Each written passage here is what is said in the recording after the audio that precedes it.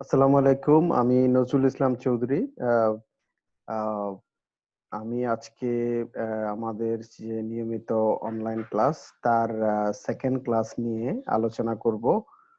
তো সবাইকে আজকের এই ক্লাসে স্বাগত এবং আশা করছি আপনারা মনোযোগ দিয়ে আমাদের আজকের অনলাইন ক্লাসটি শুনবেন। মনোযোগ দিয়ে শুনলে নিশ্চয়ই আমরা এর থেকে উপকৃত হব।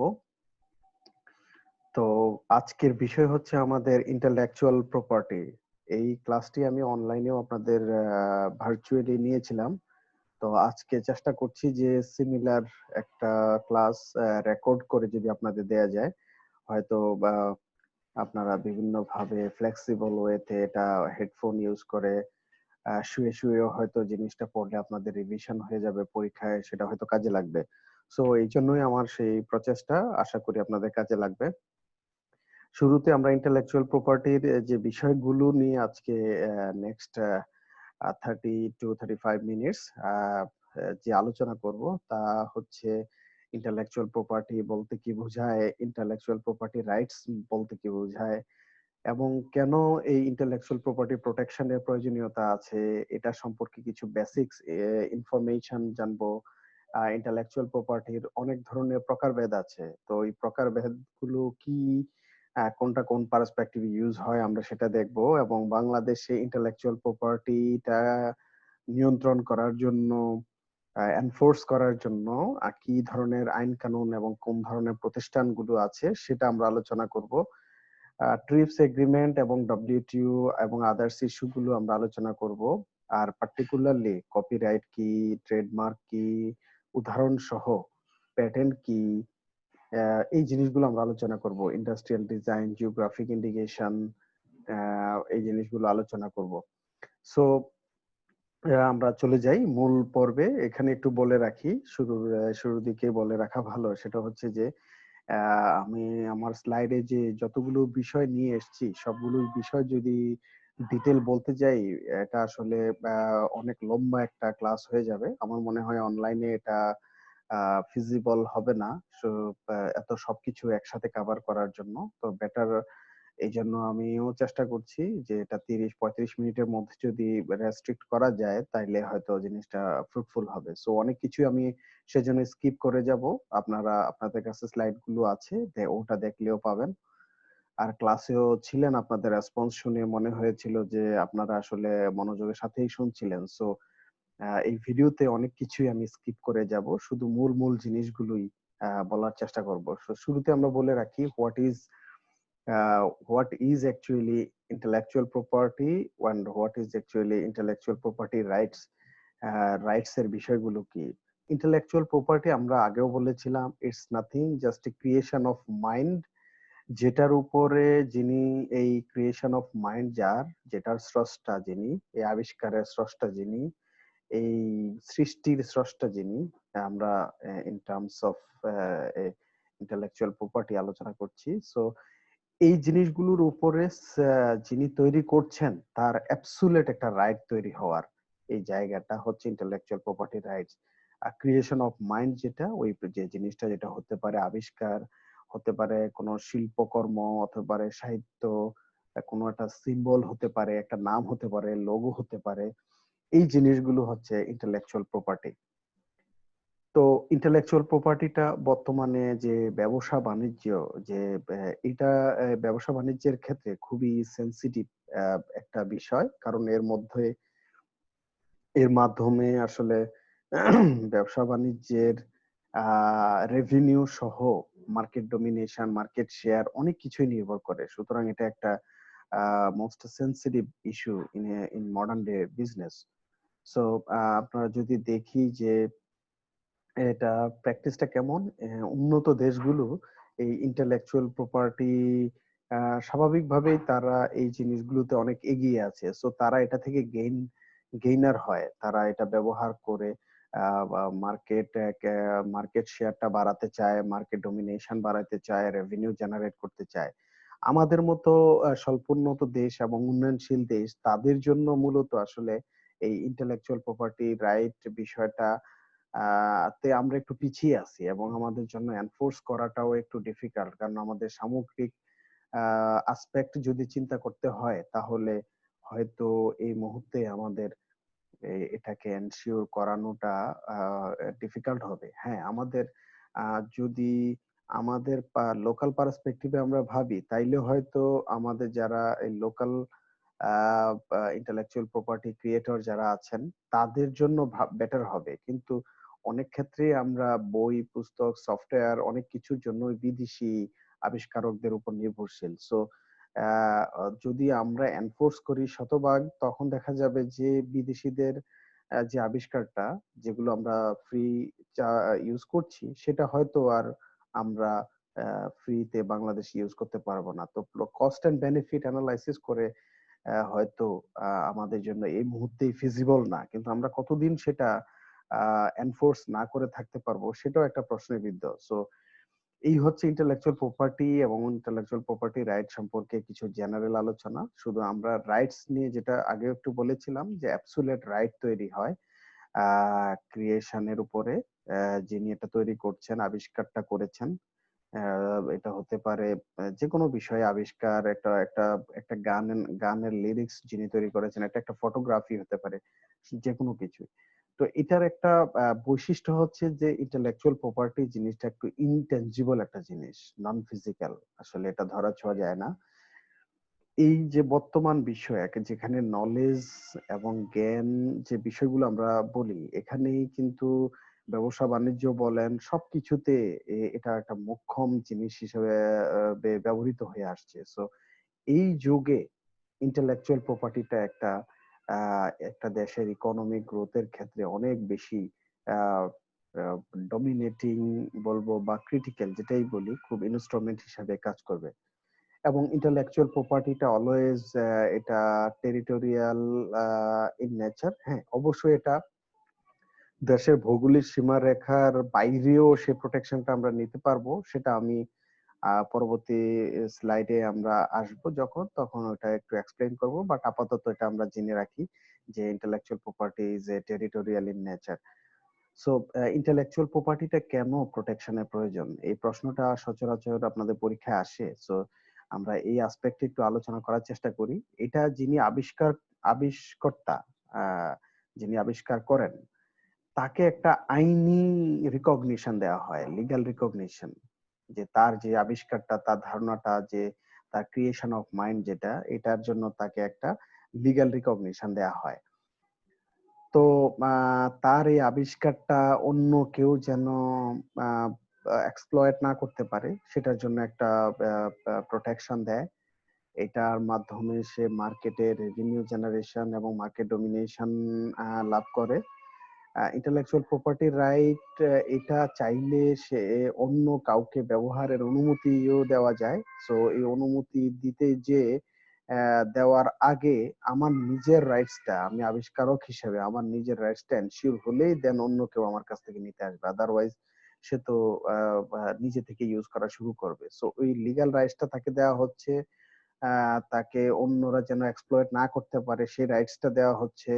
এবং এই প্রোটেকশনটা এই কারণে প্রয়োজন, যেন অন্যরা ইউজ করতে চাইলে আমার কাছ থেকে লাইসেন্স নিয়ে দেন ইউজ করে, এই জন্য ইম্পর্টেন্ট।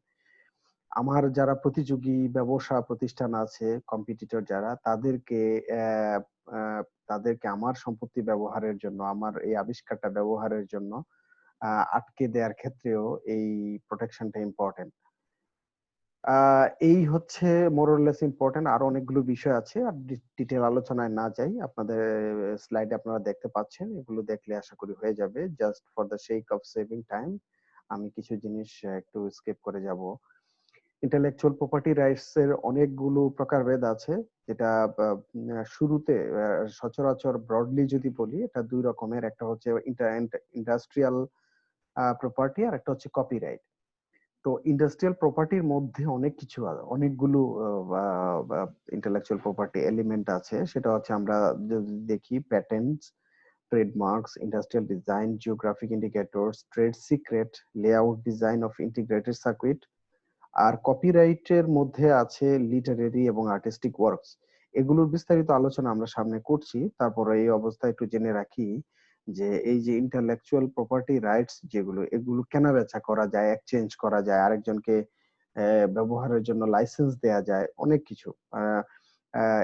ওনার ওনার চাইলে অন্য কাউকে অননুমোদিত ব্যবহার থেকে তাকে আটকিয়ে দিতে পারে, এবং তাকে পারমিশন সাপেক্ষে অন্য কাউকে ব্যবহার করারও অনুমতি দিতে পারে। সো এই বেসিক জিনিসগুলো আমরা একটু জেনে রাখি।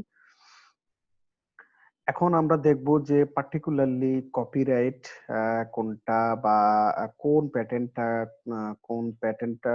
প্যাটেন্ট কোনটা, কপিরাইট কোনটা, ডিজাইন কোনটা, একটু উদাহরণ দিয়ে আলোচনা করার চেষ্টা করব।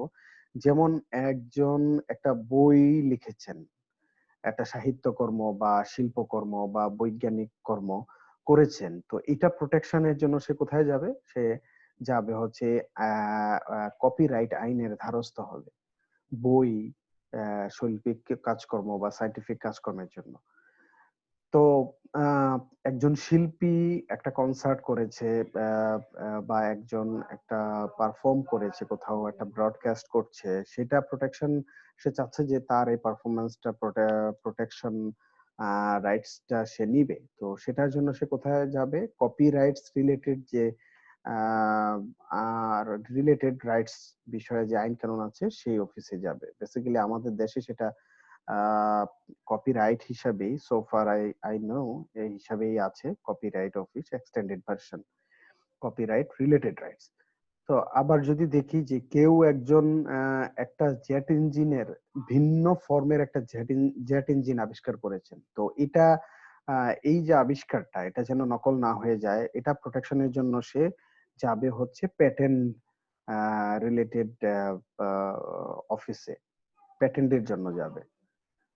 তারপর যদি কেউ তার শিল্পপণ্যের, তার গুডস এর, তার প্রোডাক্টের একটা এমন শেপ আবিষ্কার করেছে, উদাহরণ দিয়ে যদি বলি যে একটা সফট বোতলের এমন একটা ডিজাইন বের করেছে, যে ডিজাইনটা সে চাচ্ছে যে ইটস ইউনিক ইন নেচার, এবং এটা সে প্রোটেকশন করতে চাচ্ছে। তো এই জন্য সে ইন্ডাস্ট্রিয়াল ডিজাইন অ্যাক্ট বা ডিজাইন প্রোটেকশনের জন্য যে আইন আছে সেখানে যাবে। ট্রেডমার্ক তেমনি, যে তার কমার্শিয়াল নেমটা, তার ডেজিগনেশন গুলো, অথবা জিওগ্রাফিক্যাল অরিজিনের জন্য আমাদের দেশে ভিন্ন আইন আছে, জিআই অ্যাক্ট, আমরা দেখবো সামনে। তো এরকম লোগো, ট্রেডমার্ক, এগুলো সার্ভিস মার্ক যেগুলো আছে, এগুলোর জন্য সেপারেট আইন আছে, সেটা ট্রেডমার্ক রিলেটেড আইনের মাধ্যমে সে প্রোটেক্ট করবে। আনফেয়ার কম্পিটিশন, আনফেয়ার কম্পিটিশনের জন্য প্রোটেকশন অ্যাভেলেবল। সো আমাদের দেশে এগুলো অনেক কিছুই একটা বা দুইটা আইনের মাধ্যমে কভার করা হয়। উন্নত দেশে, অনেক দেশেই এগুলোর জন্য সেপারেট আইন আছে, সেপারেট অফিস আছে। এই জন্য আমরা একটু ডিটেল বোঝার জন্য, যেমন একজন যদি কম্পিটিটর যদি তার সিমিলার টাইপের লোগোটা অথবা পণ্যটা তার দাবি করে থাকে, এই ধরনের আনফেয়ার কম্পিটিশনের প্রোটেক্ট করার জন্য আইন আছে, ওটা প্রোটেক্ট করা যায়। এখন আমি প্রশ্ন করতে চাই আপনাদের উদ্দেশ্যে, সেটা হচ্ছে যে একটা কোম্পানি চাচ্ছে যে তার যে লোগোটা আছে সে লোগোটা অন্য কেউ ব্যবহার করতে না পারো। তো এই এই এই যে তার লোগোটাকে সেভ করার জন্য তার যে চেষ্টা, এবং সে কোন অফিসে যাবে বা কোন আইনের আন্ডারে সে এটা প্রোটেকশন নিতে যাইবে তার লোগোটা সেভ করার জন্য, সেটার জন্য সে অবশ্যই ট্রেডমার্ক রিলেটেড অফিস এবং ট্রেডমার্ক রিলেটেড আইন অ্যাপ্লাই করার চেষ্টা করবে সেটা। আবার যদি বলি যে একজন শিল্পী কোনো একটা কনসার্টে যে সে পারফর্ম করেছে, তার ওই ভিডিওটা সে চাচ্ছে যে প্রোটেক্ট করবে, এবং পরবর্তীতে সেটা রিপ্রোডাকশনের জন্য কোনো একজন প্রডিউসার বা কোনো একজন কোনো একটা প্রোডাকশন হাউসকে সেই রাইটসটা সে সেল করতে চাইবে। তো শুরুতে সে তার এই পারফরমেন্সটাকে প্রোটেক্ট করার জন্য কোন আইন বা কোন অফিসে যাবে, কোন প্রোটেকশনটা বেসিক্যালি নিবে, এটা অবশ্যই হচ্ছে কপিরাইট রিলেটেড রাইটস, যেটা সেটার জন্য যাবে। আমরা আগে বলছিলাম ব্রডকাস্ট, পারফরমেন্স, এগুলো হচ্ছে কপিরাইট রিলেটেড রাইটস। আবার যদি বলি যে নরমালি যে চিজ তৈরি হয়, এই চিজ তৈরির ভিতরে এমন একটা প্রক্রিয়া আবিষ্কার করা হয়েছে, কেউ একজন করেছে যে দুধটা প্রসেস করার সময় এর মধ্যে ফ্যাট যেটা আছে, চর্বি যেটা, ওই চর্বিটা থাকবে না। এমন একটা প্রক্রিয়া সে আবিষ্কার করে ফেলেছে। ওই ওই সে চাচ্ছে যে তার এটা একটু ইউনিক একটা আবিষ্কার। এটা বাজারে এভেইলেবল না। বাজারে চিজের মধ্যে অনেক ফ্যাট থাকে। সুতরাং এখন ফ্যাট ছাড়াই চিজটা সে আ আ তৈরি করার প্রক্রিয়া আবিষ্কার করেছে। সো এটাকে সে প্রোটেকশন চাচ্ছে। সে কোথায় যাবে? সে অবশ্যই প্যাটেন্ট অফিসে যাবে। প্যাটেন্টের আন্ডারে সেটা প্রোটেকশনটা নিবে। একটা ব্যবসা প্রতিষ্ঠান তার প্যাকেজিং এর এমন এক ধরনের প্যাকেজ সে ডিজাইন করতে পেরেছে, যেটা বাজারে এভেইলেবল সকল ধরনের প্যাকেজিং ডিজাইন থেকে একটু ডিস্টিংটিভ নেচারের। তো সে চাচ্ছে যে তার পরবর্তীতে যেন কেউ এই ডিজাইনটা নকল না করতে পারে, প্যাকেজিং এর এই ডিজাইনটা নকল না করতে পারে। তো সে প্রোটেকশন চাইবে হচ্ছে ইন্ডাস্ট্রিয়াল ডিজাইন প্রপার্টি রাইটস এর আওতায় ডিজাইন অফিস থেকে। আবার যেটা বলছিলাম যে একটা কোম্পানি চাচ্ছে যে a company decides to use a logo that has same shape as its competitor but with a different color. ভিন্ন রঙের একটা কালারের দিয়ে তার লোগোটাকে আরেকজনের লোগোটা ইউজ করতে চাচ্ছে। তো এটার ক্ষেত্রে রেমেডি কি? আনফেয়ার কম্পিটিশনের জন্য যে আইনগুলো আছে সেখানকার মাধ্যমে সে প্রোটেকশনটা নিবে। আশা করি এই উদাহরণগুলোর মাধ্যমে আমরা বুঝতে পেরেছি যে লোগো সংক্রান্ত হলে কোথায় যেতে হবে, পারফরম্যান্স ভিডিও সম্পর্কিত কোথায় যেতে হবে, একেবারে ডিফারেন্ট টাইপের একটা আবিষ্কার যদি হয় তাহলে সেটা কোন আইনের কোন টাইপের প্রোটেকশন নিতে হবে। এই বিষয়গুলো আমরা একটু দেখলাম। এটাই হচ্ছে আসলে এটার মাধ্যমে আমরা আশা করি অনেক কিছু ক্লিয়ার হয়ে গেছে। তো এই basics of IP and IPR সম্পর্কে অনেক কিছু বললাম। আর এই স্লাইডটাতে ডিটেইল আলোচনা না করি আমরা এই উদাহরণটা একটু দেখব। এই উদাহরণটার মাধ্যমে আসলে ইন্টেলেকচুয়াল প্রপার্টির যে ব্রাঞ্চ গুলো আছে সেই ব্রাঞ্চ গুলো সম্পর্কে একটা ডিটেইল আন্ডারস্ট্যান্ডিং ডেভেলপ করবে আশা করি। আমরা শুরুতেই যদি দেখি, এখানে আমরা একটি কোকো-কোলার ক্যান দেখতে পাচ্ছি।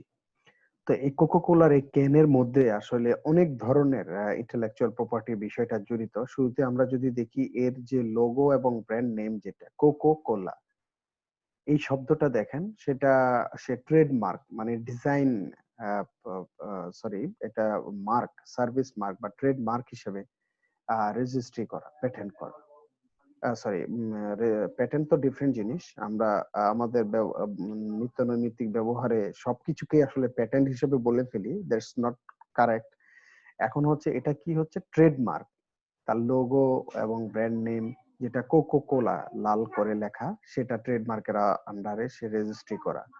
অন্যদিকে দেখেন প্যাটেন্ট করা হয়েছে কি জিনিস, এটা হচ্ছে ওই ক্যানের উপরে যে একটা বোতলের যে মুখ বলা যায়, ওই ক্যানের যে উপরের অংশটা যেটা বেসিক্যালি একটু আঙ্গুল দিয়ে পুশ করলে উপরের অংশটা ছিদ্র হয়ে যায় এবং ভিতর থেকে কোকটা বের হয়ে আসে। সো ওই যে রিং পুল যেটাকে বলে, এই রিং পুলটার যে ডিজাইনটা করা হয়েছে, যে টেকনোলজিটা, এই টেকনোলজিটা ওরা ভাবছে যে এটা একটা ইউনিক টেকনোলজি। সো অন্য কেউ এটা ব্যবহার করতে না পারুক। সো এই রিং পুল ক্যান, এই টেকনোলজিটা তারা প্যাটেন্ট করে রেখেছে because of it's a technology. তারা সবার আগে করেছে একটু ডিফারেন্ট ক্যাটাগরি। অন্যদিকে ট্রেড সিক্রেটের কথা বলি, আমরা ডিটেইলস ট্রেড সিক্রেট সম্পর্কে বলবো। তো শুধু এতটুকু বলে রাখি এই জায়গায়, ভিতরে যে কোকো কোলার যে রেসিপিটা, এটা আহ, এটা আসলে patent kind of patent, but প্যাটেন্টের মাধ্যমে তাদের হয়তো বা এই বিজনেস সিক্রেটটা, ওই প্রোডাক্টের এই সিক্রেটটা এনশিওর করা যাবে না। সেজন্য একটু ডিফারেন্ট টাইপের আরেকটু ডিফারেন্ট টাইপের এক্সটেন্ডেড কিছু প্রোটেকশন মেকানিজম আছে, সেটা ট্রেড সিক্রেট। কপিরাইটের কথা যদি বলি, কপিরাইট হচ্ছে এখানে যে কন্টেন্ট গুলো আছে, কোকো কোলা লিখতে যে শব্দগুলো আছে, অক্ষরগুলো আছে, ওভারঅল যে ইমেজটা, এটার মাধ্যমে যে যে ইমেজটা তৈরি হয়েছে সেটা কপিরাইট করা আছে এখানে। আবার ডিজাইনের কথা বলি, এখানে দেখেন ক্যান এক ধরনের ডিজাইন, প্লাস্টিকের বোতল আরেক ধরনের ডিজাইন, আবার কাঁচের বোতল আরেক ধরনের ডিজাইন। এই যে ডিজাইন শেপটা, এই শেপ গুলো তারা প্যাটার্ন করা। সো এই কোকাকোলার এই উদাহরণের মাধ্যমে আমরা ইন্টেলেকচুয়াল প্রপার্টির যে ভেরিয়াস ব্রাঞ্চেস এটা সম্পর্কে একটা ধারণা পেলাম। আরেকটা উদাহরণ যদি দেখি, ফুজি ফিল্ম একটা কি বলবো, এটা হচ্ছে ক্যামেরা। এই ক্যামেরার ভিতরও অনেক ধরনের টেকনোলজি আছে, ডিজাইন আছে, কপিরাইটের ইস্যু আছে। এটা যে এই ক্যামেরাটার মাধ্যমে যে আগের ক্যামেরা থেকে এই ক্যামেরার যে ডিএসএলআর, এই ক্যামেরার যে টেকনোলজিক্যাল যে ডিফারেন্সটা, এটা একটা ইমপ্রুভড মেকানিজম। তো ওরা এই ইমপ্রুভড মেকানিজমটাকে, এটা একটা তাদের আবিষ্কার এবং তারা এটাকে প্যাটেন্ট করে রেখেছে। সো এটা হবে প্যাটেন্ট। এবং কনফিগারেশন এবং যে আউটার শেপটা, এই শেপ, এটা এই শেপটা তারা প্রোটেক্ট করা রেখেছে। এটা একটা ইউনিক শেপ, অন্য কেউ সিমিলার শেপ করতে পারবে না। সো সো এইটা প্রোটেকশনের জন্য তারা ডিজাইন ডিজাইনের প্রোটেকশন নেওয়া হয়েছে, ডিজাইন। আর যে ফুজি ফিল্ম লেখা যেটা একেবারে কপালের উপরে, সেটা হচ্ছে ট্রেডমার্ক লোগো যেটা।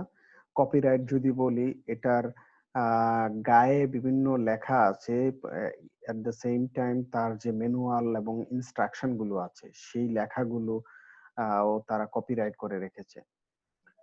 ট্রেড সিক্রেটের কথা বলি যদি, এর ভিতরে যে ফিল্মের কোটিং প্রসেসটা থাকে, সেটা তারা ট্রেড সিক্রেট হিসাবে প্যাটেন্ট করে প্রোটেকশন নিয়ে রেখেছে। সো এই এই দুইটা প্রোডাক্টের উদাহরণের মাধ্যমে আমরা আসলে ইন্টেলেকচুয়াল প্রপার্টির যে ভেরিয়াস ব্রাঞ্চেস, সেগুলো সম্পর্কে কোনটা কি আমরা একটা ধারণা পেলাম। আমরা সচরাচর এটা আমাদের বলা যায় একটা ভুল, যে আমরা সচরাচর ইন্টেলেকচুয়াল প্রপার্টির কথা বললে আমরা বুঝি যে প্যাটেন্ট, বা অনেকে আবার সবকিছুই কপিরাইট বলতে বোঝে। আসলে কপিরাইটের রাইট যোগ্য জিনিসগুলোর জন্য কপিরাইট, প্যাটেন্ট যোগ্য জিনিস। কিন্তু এই ছাড়াও ডিজাইন, ট্রেডমার্ক এগুলো আমরা দেখি, কিন্তু সবগুলোকেই আমরা ওই প্যাটেন্ট অথবা কপিরাইট বলে চালিয়ে দেওয়ার চেষ্টা করি। বাট এটা আমরা যেহেতু এই লাইনে প্রফেশনাল, সো আমাদের সে ভুলটা করলে চলবে না। এই জন্য পার্থক্যগুলো আমাদের বুঝতে হবে। বাংলাদেশে কোন ধরনের আইন কানুন রয়েছে এই ইন্টেলেকচুয়াল প্রপার্টিকে প্রোটেকশন দেওয়ার জন্য? আমি বলবো যে অনেক ধরনের আইন আছে, এবং অনেকগুলো আইন এখন সংশোধন হচ্ছে। এবং আগে থেকে আমার পার্সোনালি, আমি DPDT, department of patent design and trademark যে অফিস আছে আমাদের শিল্প মন্ত্রণালয়ের অধীন, ওদের সাথে আমার যতটুকু involvement on behalf of chamber, আমি বিভিন্ন সময় যাই, আমি দেখেছি যে তারা আসলে এখন আগের থেকে অনেক বেশি তৎপর, অনেক বেশি অ্যাক্টিভ, তারা অনেক কিছু করার চেষ্টা করছে। হয়তো একটা সময় এখনকার মতো ফ্লেক্সিবল অবস্থাগুলো থাকবে না। সো ডে বাই ডে আমরা যখন এলডিসি থেকে গ্রাজুয়েট হয়ে যাব, তখন হয়তো আমাদের জন্য এই আইপি ইস্যুটা আরো বেশি স্ট্রংলি আমাদের ফলো করতে হবে। সো যদি দেখি যে কোন ধরনের আইন কানুন আছে, এই জিনিসটা আরেকটু বলার দরকার। আমি মনে করি লিগ্যাল যে রিজিম, এইটা পরীক্ষায় প্রায়ই আসে, যে আসলে আইপি প্রোটেকশনের জন্য লিগ্যাল ইনস্ট্রুমেন্ট গুলো কি কি। তো শুরুতে আমি চেষ্টা করেছি যে প্রত্যেকটা সাইট থেকে কি কি আছে ওটা কম্পাইল করার জন্য। এখানে আমাদের যে বাংলাদেশের কনস্টিটিউশন, অবশ্যই কনস্টিটিউশন তো একটা ব্রডার জিনিসগুলো কভার করে, সেখানে সকলের আবিষ্কার, সকলের সৃষ্টিকে প্রোটেকশনের জন্য বলা আছে। আর স্পেসিফিক যদি ইন্টেলেকচুয়াল প্রপার্টি রিলেটেড ল বলি, তাইলে recently geographical indication of goods 2013 সালে হয়, ট্রেডমার্ক অ্যাক্ট 2009 সালে হয়, কপিরাইট অ্যাক্ট আছে 2000 সালে, অ্যামেন্ডমেন্ট হয়েছে 2005-এ, প্যাটেন্ট এবং ডিজাইন অ্যাক্ট 2003 সালে। এছাড়া আইপি লজ এর মধ্যে বিভিন্ন ধরনের যে এসআরও গুলো আছে, স্ট্যাটিউটরি রেগুলেটরি অর্ডার, এই যে 2000 সালে কিছু এসআরও আছে। আমাদের কারিকুলাম, টেক্সট বুক, বোর্ড অর্ডিন্যান্সেও এই ইন্টেলেকচুয়াল প্রপার্টির বিষয়টা আছে, যেহেতু curriculum text board copyright related. So সেখানেও এটাও আইপির কিছু ব্যাপার আছে, ওখানে বলা আছে। এছাড়া আমাদের লেজিসলেশন যদি বলি, রাইট টু ইনফরমেশন অর্ডিন্যান্স, ওখানেও আছে, পেনাল কোডের বিষয় আছে, সিভিল প্রসিডিউর অ্যাক্ট এবং কাস্টমস অ্যাক্ট। এই আমি সেগমেন্ট ওয়াইজ চেষ্টা করেছি যে কোন জায়গায় আমাদের লিগ্যাল ইনস্ট্রুমেন্ট গুলো আছে বলার জন্য। সো যদি পরীক্ষায় আসে আপনারা এইভাবে বলতে পারলে I I I I hope good handsome marks will carry for the answer. তো বাংলাদেশে আইপি ইনস্টিটিউশন গুলো কি কি? এখানে হচ্ছে মিনিস্ট্রি অফ কমার্স, আমি বলেছি, কেন বলেছি বলবো, ministry of industries, cultural affairs, এরা জড়িত। ডিপার্টমেন্ট অফ প্যাটেন্ট ডিজাইন এবং ট্রেডমার্ক, এটা হচ্ছে শিল্প মন্ত্রণালয়েরই একটা বিভাগ। কপিরাইট অফিস, কালচারাল অ্যাফেয়ার্স এর আন্ডার এই অফিস। সো এই এই জায়গাটায় কমার্স মিনিস্ট্রি বলতে চাচ্ছি, যেহেতু কমার্স মিনিস্ট্রি হচ্ছে যে এই ব্যবসা বাণিজ্যের এই যে কমার্শিয়ালাইজেশনের যে বিষয়গুলো ডিল করে। সো অনেক ক্ষেত্রে শিল্প মন্ত্রণালয়ের ডিপিডিটি সবকিছু রেজিস্ট্রেশন করে, মনিটর সবকিছু করে, বাট এই যেহেতু ব্যবসা সংক্রান্ত ডিজাইন, ট্রেডমার্ক অনেক কিছু আছে, সেহেতু শিল্প আমাদের কমার্স মিনিস্ট্রিরও সেখানে একটা ইনভলভমেন্ট আছে। বাট দ্য মাদার অর্গানাইজেশন যদি বলি তাইলে হবে ডিপিডিটি। ওরাই আসলে এটা সবকিছু করে, শিল্প মন্ত্রণালয়ের অধীন প্রতিষ্ঠান এবং কপিরাইট অফিস, কপিরাইট রিলেটেড ইস্যুগুলোর জন্য।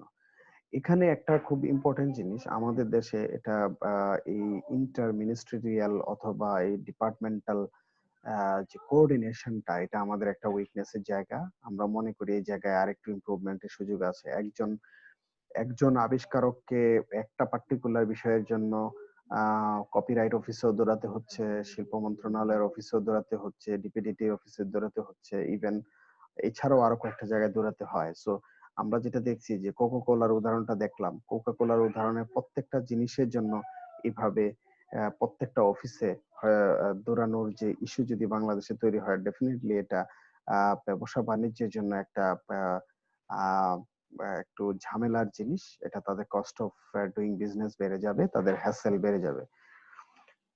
তো এই হচ্ছে বিষয়। আমি আমার শুরুতে একটা আলোচনায় বলছিলাম যে কপিরাইট, যে ইন্টেলেকচুয়াল প্রপার্টি ইস্যুগুলো টেরিটোরিয়াল ইন নেচার। তো সেটাকে টেরিটরি, ভৌগোলিক সীমারেখার বাইরে নিয়ে যাওয়ার জন্য এই প্রতিষ্ঠানটা, ওয়াইপো, ওয়ার্ল্ড ইন্টেলেকচুয়াল প্রপার্টি অর্গানাইজেশন, এটা আসলে জাতিসংঘের একটা প্রতিষ্ঠান, সেলফ ফান্ডিং অর্গানাইজেশন, যেখানে বলা যায় যে 193টা দেশ সদস্য। এই প্রতিষ্ঠানটি সারা বিশ্বের প্রাইম বডি, যারা ইন্টেলেকচুয়াল প্রপার্টি রেগুলেট করে, এই সংক্রান্ত যতগুলো আইন কানুন আছে সবকিছু কোঅর্ডিনেট করে, মেকানিজম করে, রাষ্ট্র লেভেলে বিভিন্ন ধরনের সহযোগিতা দেওয়া, ইন্টেলেকচুয়াল প্রপার্টির বিষয়ে দেশগুলোকে সচেতন করা, তাদের সক্ষমতা বৃদ্ধি করা, এনফোর্স করা যদি বলি, সবকিছু তারাই করে। তো এই প্রতিষ্ঠানের মাধ্যমেও আইপি রেজিস্ট্রেশন নেওয়া যায়। তো সেটা নিতে গেলে একটু খরচ অবশ্যই ডেফিনেটলি বেশি পড়ে। আপনি যদি বাংলাদেশ থেকে অ্যাপ্লাই করেন, অবশ্যই ডিপিডিটি থ্রোতে যেতে হবে। তখন আপনি বলে দিতে পারবেন যে আমি কোন কোন দেশের বাজারে আমার এই প্রোডাক্টটা, আমার এই আবিষ্কারটা আমি প্রোটেকশন চাইবো। তখন ওয়াইপো সেভাবে রেজিস্ট্রেশন নিবে এবং ওই স্ব দেশে যেখানে যেখানে আপনি চাচ্ছেন সবগুলো দেশের জন্য এই প্রোটেকশনটা অ্যাপ্লিকেবল হয়ে যাবে। তো এই প্রতিষ্ঠানটা জেনেভা বেজ একটা প্রতিষ্ঠান, 1967 সালে প্রতিষ্ঠিত হয়। বাংলাদেশ 1985 সালে এর সদস্য হয়। আমি পার্সোনালি এদের কয়েকটা ট্রেনিং অংশ নেই। খুবই খুবই রিচ প্রতিষ্ঠান, খুবই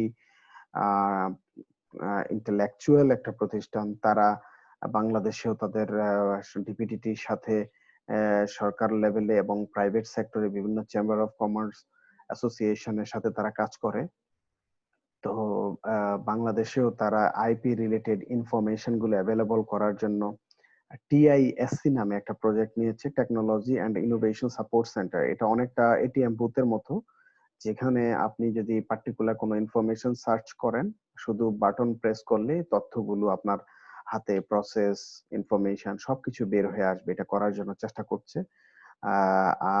আমরাও এটার সাথে জড়িত, আশা করি হয়ে যাবে খুব শীঘ্রই। TRIPS agreement and WTO and other এগ্রিমেন্টের ক্ষেত্রে যদি বলি, আমরা বলবো যে trade related aspects of intellectual property rights গুলোই বেসিক্যালি এই ট্রিপস এর আন্ডারে এটা হয়। ডব্লিউটিও গুডস সার্ভিসেস এবং ইন্টেলেকচুয়াল প্রপার্টি রাইটস, এই তিনটা বিষয় নিয়েই আলোচনা করে। তো এ বিষয়ে আর কিছু বলছি না। এখন TRIPS and other IP agreement যদি বলি, যেহেতু বাংলাদেশ ডব্লিউটিও মেম্বার এবং এই ডব্লিউটিওর যত ধরনের আইপি রিলেটেড বিষয় আসে সবকিছুই বাংলাদেশ রেটিফাই করলে এগুলো সবার জন্যই বেসিক্যালি ম্যান্ডেটরি হয়ে যায়। তাছাড়া আইপি রিলেটেড যদি Paris convention, Berne convention, Washington treaty for layout design and integrated circuit, এই ইনস্ট্রুমেন্ট গুলো আমাদের একটু মাথায় রাখা দরকার, কারণ এগুলোর মাধ্যমেও টাইম টু টাইম বিভিন্ন ধরনের আইপি লেজিসলেশন গুলো ইনফ্লুয়েন্সড হয়। সো এইগুলো আমরা মনে রাখবো। কপিরাইট সম্পর্কে এই স্লাইডটা আর আলোচনা করছি না, আমরা পরের স্লাইডটা দেখবো। ওখানে একটা ভালো উদাহরণ দেওয়া আছে, আমি চেষ্টা করেছি। এখানে দেখেন যে কপিরাইট নরমালি সি দ্বারা যখন থাকে তখন সবাই বুঝতে পারে যে এটা আসলে কপিরাইট করা। এখানে দেখেন যে তার বই, বিভিন্ন পাবলিকেশন, ছবি, কি বলবো এটাকে, পত্র পত্রিকা কপিরাইট করে রাখা যায়। Music composition, singer, lyrics etcetera এগুলো কপিরাইট করা যায়। বিভিন্ন ধরনের পেইন্টিং, ড্রয়িং কপিরাইট হয়। সফটওয়্যারের যে কোড, এই যে এটাও একটু মনে রাখার বিষয়। বিশেষ সফটওয়্যার কোড গুলো বেসিক্যালি সফটওয়্যার তৈরি হয় বিভিন্ন ধরনের কোড দিয়ে। কোড গুলো বেসিক্যালি দুইটা ওয়ার্ড দিয়ে লিখতে হয়, দুইটা অ্যালফাবেট, বলবো নাকি, 0 আর 1 নিউমেরিক ওয়ার্ড। এর দ্বারাই সব যাবতীয় লেখাগুলো তৈরি হয়। সো এই সফটওয়্যারের যে কোড গুলো সেটা কপিরাইটের আন্ডারে পড়বে। তো নরমালি এটা একটু আন্ডারস্ট্যান্ডিং এর ব্যাপার, কোন ধরনের রাইট তৈরি হয় একজন ক্রিয়েটরের। তার একটা ইকোনমিক রাইট তৈরি হয়, তার একটা মোরাল রাইট তৈরি হয়। ইকোনমিক রাইটটা হচ্ছে কি, তার এটা থেকে ভ্যালু জেনারেট করে, তার যে সৃষ্টিটা করলো সে। আর মোরাল রাইটটা, এটা যে সে মালিক, এটার একটা নৈতিক রাইট তার থেকে যায়, এটা তার একটা ইন্টিগ্রিটির ইস্যু। কপিরাইট হচ্ছে অটোমেটিক রাইট, এটা মনে রাখা দরকার, এবং এটার জন্য রেজিস্ট্রেশনটা ভলেন্টারি। এই ক্ষেত্রে এই স্লাইডে দেখা যায় যে বার্ন কনভেনশন এবং ট্রিপস অনুযায়ী বিভিন্ন কপিরাইট ইস্যুগুলো কতদিন পর্যন্ত রেজিস্ট্রেশন করাও প্রোটেকশন পাওয়ার কথা, আর বাংলাদেশে কপিরাইট অ্যাক্ট 2000 অনুযায়ী কতদিন যাবত আছে, এটা একটা তুলনামূলক চিত্র দেখলেই হবে। কপিরাইট প্রোটেকশনের অবস্থা আসলে বাংলাদেশে আপনারা আমার চেয়ে অবশ্যই ভালো জানেন। আর নীল ক্ষেতে দেখবেন যে যে কোনো বিদেশি বই সহজেই 120 টাকা 50 টাকার মাধ্যমে আপনারা নিতে পারেন। যদি কপিরাইটটা অ্যাক্টিভ থাকতো, এনফোর্সটা যদি স্ট্রং হতো, তাহলে হয়তো সহজে মেডিকেলের বইগুলো, ইঞ্জিনিয়ারিং বইগুলো বা বিদেশি রাইটারদের এইসব বইগুলো এত সহজে পাওয়া যেত না। এই জন্য আমরা অনেক সাফার বেনিফিট যেমন পাচ্ছি, তেমনি অনেক সাফারও করছি। যেমন আমাদের ফিল্ম ইন্ডাস্ট্রি এর জন্য চরম ভাবে ক্ষতিগ্রস্ত হচ্ছে, আমাদের মিউজিক ইন্ডাস্ট্রি ক্ষতিগ্রস্ত হচ্ছে, আমাদের পাবলিশাররাও ক্ষতিগ্রস্ত হচ্ছে। সো সুবিধা অসুবিধা দুইটাই আছে। এখন আহ, এই কস্ট বেনিফিট অ্যানালাইসিস করে হয়তো দেখা যাচ্ছে যে আমাদের হয়তো আরো কিছুদিন একটু ফ্লেক্সিবল থাকা উচিত, সামগ্রিক দিক বিবেচনা করে। এটা একটা তুলনামূলক চিত্র। এই স্লাইডে আমরা দেখতে পাচ্ছি যে অরিজিনাল বইয়ের মূল্য কত, বা আমরা কত টাকায় পাচ্ছি, কত কমে পাচ্ছি, এরকম একটা চিত্র। ট্রেডমার্কের এই স্লাইডটা আলোচনা করব না, শুধু এই বর্তমানে এখন যে স্লাইডটা দেখা যাচ্ছে এটা একটু আলোচনা করব। আর ট্রেডমার্ক বেসিক্যালি এখানে কিছু লোগো দেখতে পাচ্ছেন, যে কেএফসি, ম্যাকডোনাল্ডস, নাইকি, সাবওয়ে, এরকম। বেসিক্যালি এগুলোই হচ্ছে ট্রেডমার্ক। তো এটা একটা ওয়ার্ডে হয়, যেমন কোডাক একটা একটা word, Kodak combination of words, Coca Cola যেরকম। বিএমডব্লিউ যেমন অনেকগুলো লেটার এবং অ্যালফাবেট দিয়ে হয়, আইবিএম লোগো হয়। এগুলো হচ্ছে ট্রেডমার্ক। এটার মাধ্যমে একটা কোম্পানির তার স্বকীয়তা আসলে বোঝা যায়। তার এই স্বকীয়তাটাকে প্রোটেক্ট করতে চায় সেসব দেশের বাজারে। আমাদের দেশে দেখবেন কেএফসির মতো করে বিএফসি সহ অনেক ধরনের নাম আসলে তৈরি করা, এবং রেস্টুরেন্টের নাম তৈরি করা হয়েছে, কিন্তু কেএফসি পাশাপাশি, দুইটা পাশাপাশি থাকলেও দাম কেএফসি তে বেশি হলেও আমরা কেএফসি তেই যাই, বিকজ আমরা জানি যে এই লোগোওয়ালা যে প্রতিষ্ঠানটা, এটা is quite different from BFC বা আদার যেগুলো। তাদের থেকে। সো এটা তার মার্কেটে প্রফিট জেনারেশনের জন্য সুবিধা হয়। ডেফিনিটলি এটা তারা এটার পিছনে এই প্রোটেকশনের মাধ্যমে তারা তাদের মার্কেটে ট্রেড সিক্রেট বলেন অনেক কিছুই প্রোটেক্ট করছে। তাদের ব্র্যান্ড ভ্যালুটা বৃদ্ধি করছে। তো এটা যে মানে প্রোটেকশনের অনেক ডিউরেশন আছে বাংলাদেশের জন্য। আই গেস এটা 10 বছরই হয় নরমালি, বা একটু দেখে নিতে হবে সেটা। ট্রেডমার্ক এবং কাউন্টারফিট এর মধ্যে যদি আমরা দেখি যে এটা বাংলাদেশের একটা কনসার্ন, আমরা আগেই বলেছিলাম অরিজিনাল যারা প্রডিউসার তারা এর জন্য এর যথাযথ প্রয়োগ নাই দেখে তারা লসের শিকার হচ্ছে। গভর্নমেন্টও রেভিনিউ লস করছে, কারণ আহ, অনেক ইনফর্মাল বিজনেসরা এইসব লোগো বা প্রোটেকশন ছাড়াই ইউজ করে তারা অনেক রেভিনিউ জেনারেট করতেছে, বাট তারা যথাযথভাবে ট্যাক্স দিচ্ছে না। সো মানুষ মনে করছে যে বিএফসি কেএফসি হয়তো একই জিনিস, অনেকে যাচ্ছে খাচ্ছে, ওখানে রেভিনিউ জেনারেট হচ্ছে কিন্তু ট্যাক্স দিচ্ছে না। অন্যদিকে কেএফসি হয়তো ট্যাক্স রেভিনিউ ফাঁকি দেওয়াটা তার জন্য ডিফিকাল্ট। সো গভর্নমেন্টও এখানে একটা লস হওয়ার চান্স থাকে। অনেক ক্ষেত্রে ফরেন ডাইরেক্ট ইনভেস্টমেন্টও রেডিউস হয়ে যায়, বিকজ যখন কেএফসি দেখে বিএফসি বা কাছাকাছি সিমিলার কেএফসি নামে এদেশের মার্কেটে অনেক ধরনের প্রতিষ্ঠান বিদ্যমান, তখন ওরা ভাবে যে হয়তো এখানে এসে হয়তো এত ঝামেলা করে মার্কেটে এন্ট্রি নেওয়াটা একটু ডিফিকাল্ট হবে। সো অনেক ক্ষেত্রে ফরেন ডাইরেক্ট ইনভেস্টমেন্টও হতে চায় না। হেলথ হ্যাজার্ড তো অবশ্যই, কারণ আমি অ্যাজ এ কনজিউমার যাচ্ছি কেএফসির প্রোডাক্ট খেতে, কিন্তু আসলে সেটা যদি অরিজিনাল কেএফসি না হয়, তখন আমরা হয়তো স্বাস্থ্যগত যে ব্যাপারটা ওইটা ওই নকল কেএফসি তে হয়তো সেটা মেনটেন হচ্ছে না। আমরা আলটিমেটলি অরিজিনাল কেএফসি মনে করে যাওয়ার কারণে হেলথ রিস্কের মধ্যে পড়ে যাচ্ছি। সো এগুলো একটা বিষয়। প্যাটেন্টের কথা বলি, প্যাটেন্ট আমরা দেখেন এখানে এগুলো সবই হচ্ছে আবিষ্কার, নতুন। এখানে বলছে যে অবশ্যই একটা আবিষ্কারকের একটা এক্সক্লুসিভ রাইট তৈরি হয়, তাই সে নিজেই ব্যবহার করতে পারবে, unless permitted others to use this technology. এটা কিসের জন্য? ফর এ নিউ ইনভেনশনের জন্য। এটা এই প্যাটেন্টের প্রোটেকশনটা গভর্নমেন্ট থেকেই দেওয়া হয়, ইনভেন্টরকে দেওয়া হয়। সচরাচর 20 বছর যাবত এটার মেয়াদ থাকে।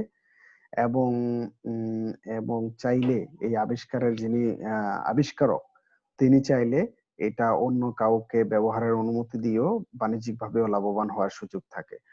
তাহলে কোনটা? আমরা শুরুতে বলছিলাম যে প্যাটেন্ট এবং ট্রেড সিক্রেট এটার মধ্যে একটা পার্থক্য আছে। তো আপনি দেখেন, আমি যদি এখানে একটা যদি কেউ হঠাৎ করে দাবি করে বসে যে সূর্যের আলো বেসিক্যালি তার বংশগত একটা আবিষ্কার, তার দাদা কি তার দাদার বাবা বা তার দাদার বাবার বাবা আবিষ্কার করেছিল, এটা তাদের।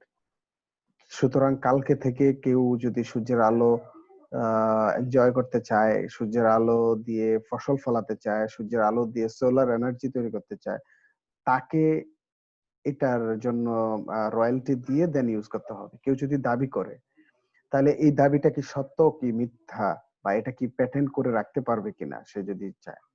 এরকম একটা ঘটনার কথা আমি শুনেছিলাম, সম্ভবত এটা ইউএসএ তে কেউ একজন এরকম একটা দাবি করেছিল। তখন এটা সুপ্রিম কোর্টে যায় এবং সেখান থেকে রায় হয় যে না, আহ, এটা প্যাটেন্টেবল না। মানে তখন প্যাটেন্টেবল কি, এটার একটা ডেফিনেশন আছে। বলা হচ্ছে যে anything under the sun that is made by man. এখন এটা যে ম্যান কর্তৃক তৈরি হওয়া সূর্যের আলোটা, সেটা তো সে প্রুভ করতে পারে নাই, বা আহ, আহ, করার পসিবলও না, কারণ সবাই সেটা জানে। সো তখন আর সেটা প্যাটেন্ট হয় নাই। তো এই জন্যই কোনটা প্যাটেন্ট করা যাবে, কোন জিনিস প্যাটেন্ট করা যাবে না, এটার একটা বিষয় আছে। তাহলে কি কি প্যাটেন্ট করা যাবে না? এনি আর্টিস্টিক ক্রিয়েশন, অথবা ম্যাথমেটিক্যাল যে ফর্মুলা হয়, আহ, যেটা প্রকৃতির স্বাভাবিক নিয়ম, অথবা যদি স্বাভাবিক কোনো একটা ট্রিটমেন্ট প্রসেসটা, অথবা কোনো হার্মফুল ইনভেনশন, যদি ডিনামাইট আবিষ্কার করে সেটা প্যাটেন্ট করতে চান, তাহলে হয়তো সেটা প্যাটেন্টেবল না, কারণ হার্মফুল ইনভেনশনটা প্যাটেন্টেবল না। ন্যাশনাল প্যাটেন্ট ল যেগুলোকে প্যাটেন্টের অনুপযোগী ঘোষণা করে, সেগুলো প্যাটেন্ট করা যাবে না। তাইলে প্যাটেন্ট করা যাবে কি? বিভিন্ন ধরনের প্রসেস, প্রসেস প্যাটার্ন করা যাবে, বিভিন্ন মেশিন প্যাটার্ন করা যাবে, বিভিন্ন ধরনের ম্যানুফ্যাকচার্ড আইটেম প্রসেস করা যাবে, composition of matters, new uses of any of the above, এগুলো যদি নতুন প্রসেস করে ভিন্ন স্লাইটলি চেঞ্জ করে বা অনেক বেশি চেঞ্জ করে যদি নতুন কিছু করা হয়, তখন এগুলোকে প্যাটার্ন করা যাবে। Patent again it's territorial in nature, যেটা বলছিলাম যে টেরিটোরিয়াল হলেও ওয়াইপোর মাধ্যমে আমরা টেরিটরির বাইরেও সেটা ইউজ করতে পারবো। প্যাটেন্ট এবং ফার্মাসিউটিক্যালস প্রোডাক্টের এটা এটা সবাই বলে, আসলে ফার্মাসিউটিক্যাল বিষয়টা অনেক সেন্সিটিভ একটা জিনিস আমাদের হেলথ আসপেক্টে। তো এলডিসি হিসাবে আমরা এটা থেকে এক্সেম্পটেড। রিসেন্টলি আবার মেয়াদ শেষ হয়ে গেছিল, তো এখন আবার সেটাকে বাংলাদেশ এলডিসি হিসাবে 2033 সালের জানুয়ারি মাস পর্যন্ত সে এক্সেম্পশনটা পেয়েছে। এই হচ্ছে আমাদের অবস্থা। ইন্ডাস্ট্রিয়াল ডিজাইন সম্পর্কেও বাই দিস টাইম আপনারা একটা ধারণা পেয়েছেন। জিওগ্রাফিক ইন্ডিকেশন নিয়ে একটু বলবো। সেটা হচ্ছে আমাদের দেশে এখন পর্যন্ত 3টা প্রোডাক্ট জিওগ্রাফিক ইন্ডিকেশনের আওতায় আসছে। হচ্ছে ইলিশ মাছ, আর একটা হচ্ছে আম, খিসাপাত ম্যাঙ্গো, আর একটা হচ্ছে জামদানি শাড়ি। এই 3টা, এগুলোর হচ্ছে কি জিওগ্রাফিক ইন্ডিকেশন মিনিং হচ্ছে এটা ওই কোনো একটা পার্টিকুলার জিওগ্রাফিক এরিয়াতে এই প্রোডাক্টটা উৎপন্ন হয়, যেটা কিনা অন্য যে কোনো এরিয়ার থেকে ভিন্ন। তো জিআই প্রোডাক্ট হিসেবে যখন স্বীকৃতি পাওয়া যায়, এটা লাভ হচ্ছে এক্সপোর্ট অনেক বেড়ে যায়, এবং এটা যে একটা ইউনিক প্রোডাক্ট সেটা সবাই স্বীকৃতি পায়। যেমন আমরা সবাই জানি যে সুইজারল্যান্ডের ঘড়ি অনেক দামি, তো সুইস মেড যখনই এই লোগোটা থাকে তখন আমরা বুঝি এটা অনেক ভালো একটা ঘড়ি, সো এটা সেল বেশি হয়। আবার অন্যদিকে যদি দার্জিলিং টি এটা প্যাটার্ন করা, তো দার্জিলিং টি এই লোগোটা থাকলে যে কোনো কনজিউমার বলেন, যে কোনো বায়ার বলেন, তারা বুঝে যায় যে বাজারে অ্যাভেলেবল অন্য যত ধরনের টি আছে তার থেকে এটা হচ্ছে একটা special kind of T. So এই এই এই টির বিক্রি অনেক বেড়ে যায়। বাংলাদেশে 2013 সালে জিআই অ্যাক্ট হয়, সো এর আন্ডারে আমাদের দেশেও আমরা এখন পর্যন্ত 3টা প্রোডাক্ট জিআই করা। আমি পার্সোনাল ওপিনিয়ন হিসাবে আমি আহ, দেখেছি যে অনেক বড় বড় জায়গায় বেসিক্যালি এই ধরনের জিআই গুডস রাখার চেষ্টা করে, বিকজ অফ তাদের ব্র্যান্ড ভ্যালু। 5 স্টার হোটেল বলেন, উন্নত দেশগুলোতে তারা একেবারে সারা বিশ্বের বেস্ট প্রোডাক্ট গুলো যারা যেখানে হয়, সেই জিনিসগুলো টেস্ট গ্রহণ করার জন্য হলেও তখন এটার রাখতে চাওয়া মানে হচ্ছে সেল বেশি হয়। তা আমাদের পার্সপেক্টিভ, আমাদের বিক্রি বেশি হবে, সেল বেশি হবে, এক্সপোর্ট বেশি হবে, রেভিনিউ বেশি হবে। সো এটা একটা বিষয়। এবং এই জিওগ্রাফিক প্রোডাক্ট গুলো বেসিক্যালি ওই জায়গার আবহাওয়া, মাটির গুণাগুণ, বা পার্টিকুলার ইরিগেশন প্রসেস অথবা ম্যানুফ্যাকচারিং প্রসেস, কাল্টিভেশন প্রসেস, যেটাই বলি, একেবারে ভেরি ইউনিক এবং ইউনিক নেচারের হয়, যেটা সিমিলার জিনিস অন্য কোনো জায়গায় হলেও কিন্তু ওই ভৌগোলিক আবহাওয়া, ওই ওই প্রসেস, ওই মাটি, এগুলো না হওয়ার কারণে স্বাদ, কোয়ালিটি ভিন্ন হয়। তো এই হচ্ছে জিওগ্রাফিক ইন্ডিকেটর। ট্রেড সিক্রেটের কথা আমরা বলছি, যে ট্রেড সিক্রেটটা প্যাটেন্ট থেকে এক্সটেন্ডেড ভার্সন। কারণ প্যাটেন্ট এটাও একটা, এটার যে রেসিপিটা হয়তো প্যাটেন্টের মাধ্যমে রেজিস্ট্রি করলে সেটা যথাযথভাবে মেনটেন করা পসিবল না, অথবা একটা নির্দিষ্ট মেয়াদের বেশি সময় সেটা প্রোটেকশন দেওয়া পসিবল না, তখন দেখা যাচ্ছে যে ট্রেড সিক্রেট নামে সেটা প্রোটেকশনটা নিতে হয়। এখানে আমরা বলছি যে when the trade secret preferred, এটা বলছে যে যখন ইনভেনশন ইজ নট প্যাটেন্টেবল, যখন প্যাটেন্ট প্রোটেকশন ইজ, এখানে বলছি যে লিমিটেড ফর 20 ইয়ার্স, কিন্তু ট্রেড সিক্রেটটা এই পিরিয়ডেরও বেশি সময় করা হয়ে থাকে। অনেকগুলো কারণ আছে, আপনারা দেখবেন। আর গো থ্রু না করি, ট্রিপস এবং এলডিসি বিষয়ে আমাদের সেপারেট ক্লাস আছে, সো সেই ক্লাসে আমরা বিস্তারিত দেখব। তো সবাইকে ধন্যবাদ। এই ছিল ইন্টেলেকচুয়াল প্রপার্টি রাইটস সম্পর্কে সংক্ষিপ্ত আলোচনা। আশা করি এটা আপনাদের কাজে লাগবে।